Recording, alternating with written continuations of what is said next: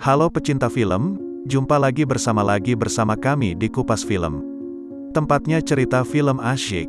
Dalam video kali ini kita akan menceritakan alur film yang berjudul First Cow. Film ini disutradarai oleh Kelly Reichardt.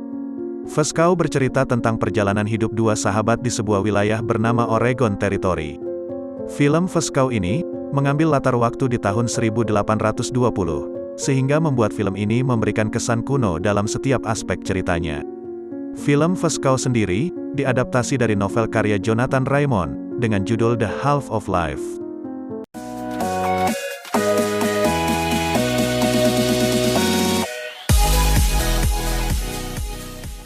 Pria ini bernama Otis. Dia adalah seorang juru masak yang sekarang sedang disewa oleh sekelompok orang Indian.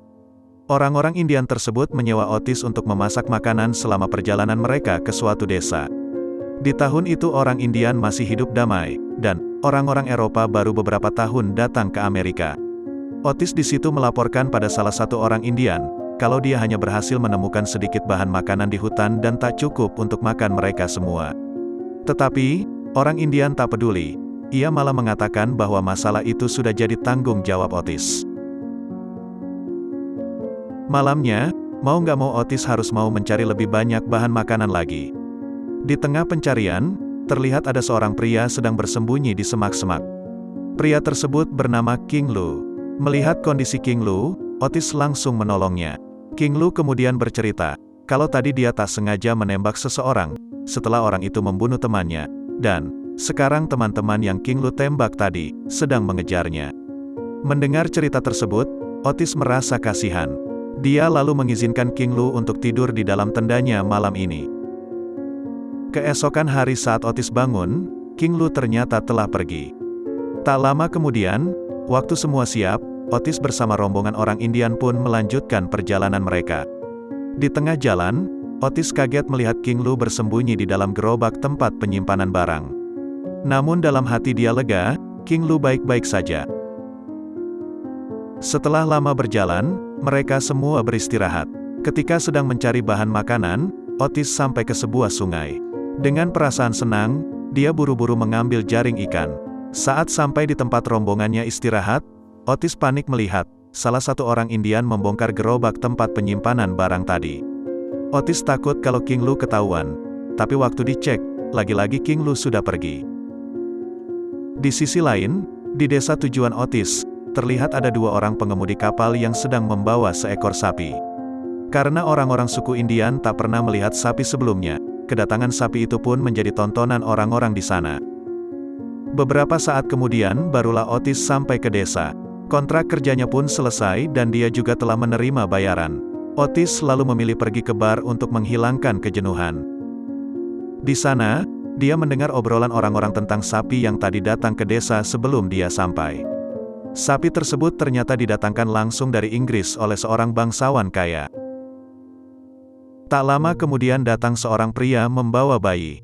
Ketika ada bayi masuk ke dalam bar, salah satu pengunjung di sana pun mengejek dengan kata-kata kasar. Proper money, eh?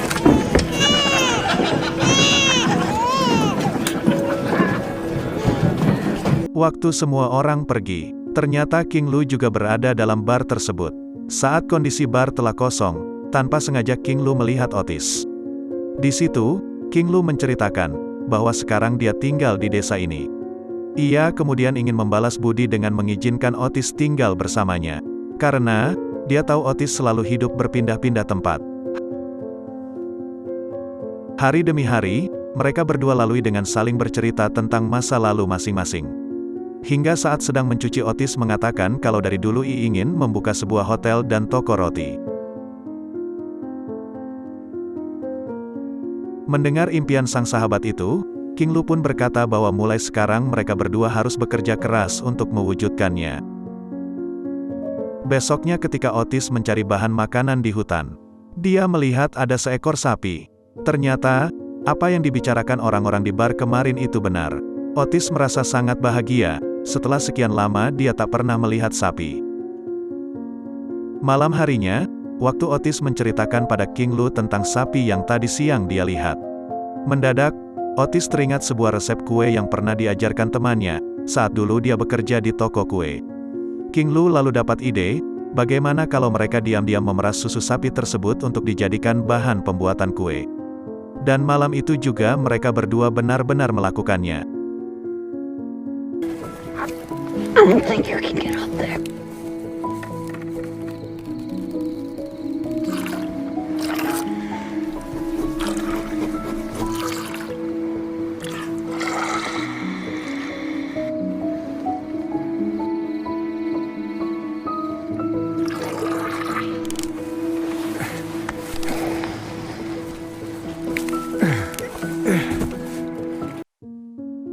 Pagi harinya, Otis membuat kue dari susu hasil perahan tadi malam. Waktu King Lu mencicipi, ternyata rasanya luar biasa enak. King Lu pun dapat ide lagi. Bagaimana kalau menjual kue tersebut di pasar? King Lu yakin, karena rasa kue Otis sangat enak, maka mereka pasti bisa menjualnya dengan harga tinggi. Esok harinya, mereka berdua mulai menjual kue buatan Otis. Setelah lama menunggu, akhirnya, ada beberapa orang yang mampir. Lalu ketika mencicipi kue tersebut, orang-orang itu terlihat ketagihan dan langsung memborong semua kue Otis. Malam harinya, Otis bersama King Lu kembali mencuri susu untuk bahan pembuatan kue mereka besok. Namun sayang, karena cuma dapat susu sedikit, Otis jadi tak bisa membuat lebih banyak. Ketika lapak digelar, walaupun harga naik tapi orang-orang masih tetap rela ngantri demi mencicipi satu kue lezat buatan Otis. Di rumah, setelah selesai berjualan roti, Otis serta King Lu kemudian menghitung semua uang hasil jualan kue 2 hari ini. Melihat banyaknya uang yang mereka dapat, King Lu yakin, jika penjualan kue setiap hari habis terus, maka cuma butuh waktu beberapa bulan aja pasti udah bisa ngebangun sebuah hotel di kota. Mendengar ucapan King Lu, Otis merasa begitu senang. Sebentar lagi impiannya akan benar-benar terwujud. Esok hari saat King Lu dan Otis sedang mempersiapkan dagangan, ada salah satu pengunjung meminta disisakakan satu kue. Soalnya sebentar lagi, seorang bangsawan kaya akan datang ke sana. Bangsawan yang orang itu maksud ternyata adalah bangsawan pemilik sapi, yang susunya selalu mereka curi setiap malam. Bangsawan tersebut bernama Chief Hector. Otis dan King Lu pun kaget. Mereka takut ketahuan, karena dari seluruh warga desa, hanya si bangsawanlah satu-satunya orang yang tahu bagaimana rasanya susu. Tapi, bila tak menyisakan kue untuknya, pasti para pengunjung pasar akan menganggap mereka berdua tak sopan. Nggak lama kemudian, Chief Hector datang, mau nggak mau Otis harus memberikan kuenya tersebut.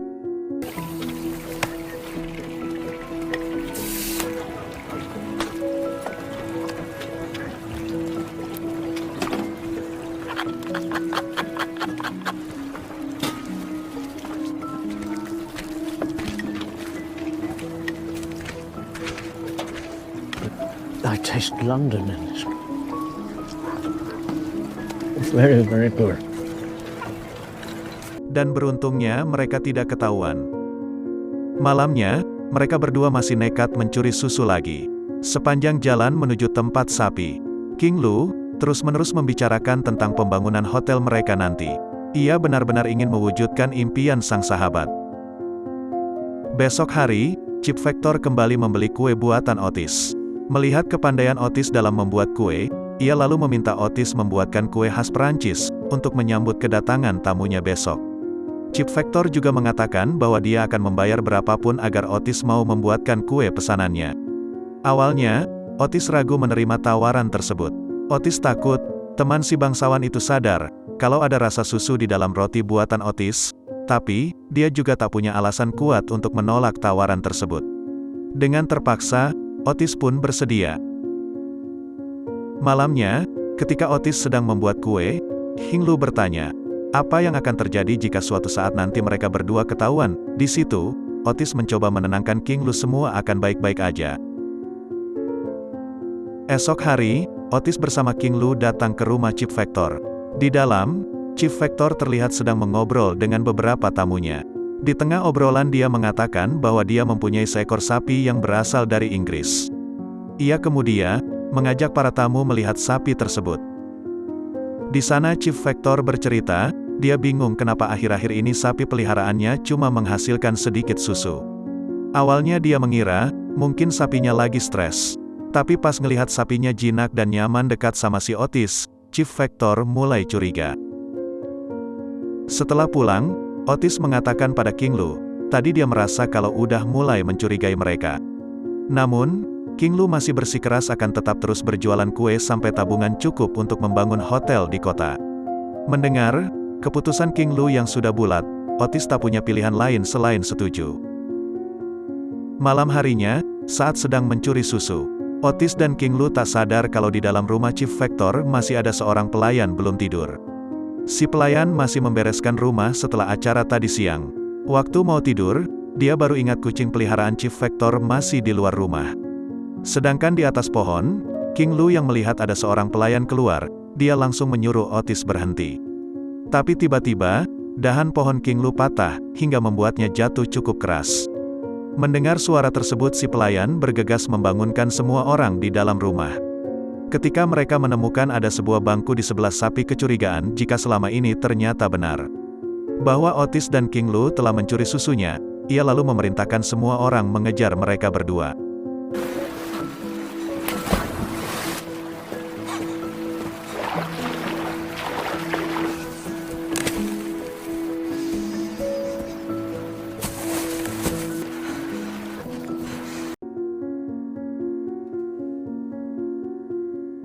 Setelah terpisah dari King Lu, Otis terus berlari sekencang-kencangnya, sampai akhirnya dia jatuh ke jurang. Di sisi lain, King Lu yang juga masih terus-menerus berenang sampai pagi. Akhirnya dia bertemu dengan seorang pemilik perahu. Dia kemudian membayar orang tersebut untuk mengantarkannya menyeberangi sungai.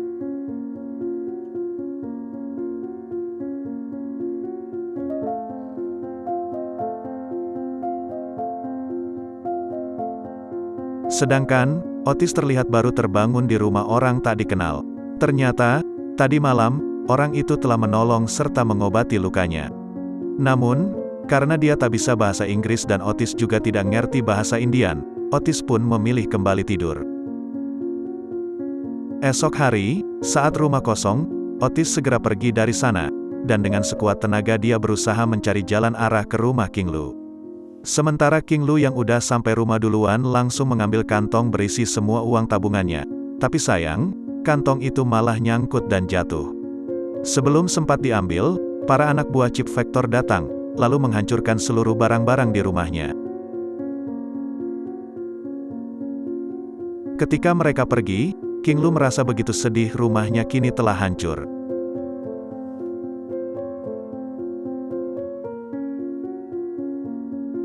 Setelah lama berjalan, Otis pun sampai di rumah tinggal King Lu dan betapa kagetnya dia saat melihat seisi rumahnya hancur. Tak lama kemudian, King Lu datang, mengetahui sang sahabat masih baik-baik aja. Otis pun lega. King Lu di situ mengatakan kalau keadaan sudah tak aman lalu mengajak Otis untuk segera pergi dari desa. Sepanjang perjalanan, kedua sahabat tersebut saling menguatkan satu sama lain. Namun, karena kondisi Otis sangat parah, dia sudah tak sanggup lagi meneruskan perjalanan dan meminta beristirahat sebentar. Melihat kondisi fisik sahabatnya yang semakin melemah, King Lu mulai sadar di momen itu, dia merasa bahwa uang tak lagi penting. King Lu pun perlahan berbaring di samping Otis. Kemudian berkata apapun yang terjadi nanti dia akan selalu menemani Otis, mereka berdua akan selalu menjadi sahabat.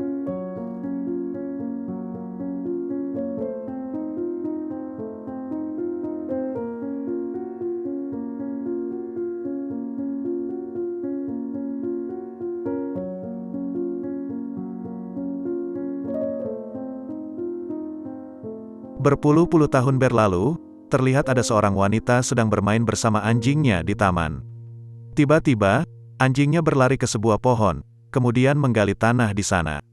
Wanita muda tersebut memeriksa merasa seperti ada sesuatu. Karena penasaran, ia pun mencoba menggali lebih dalam, hingga akhirnya menemukan sepasang kerangka manusia. Kerangka Otis dan King Lu puluhan tahun lalu dan cerita pun selesai.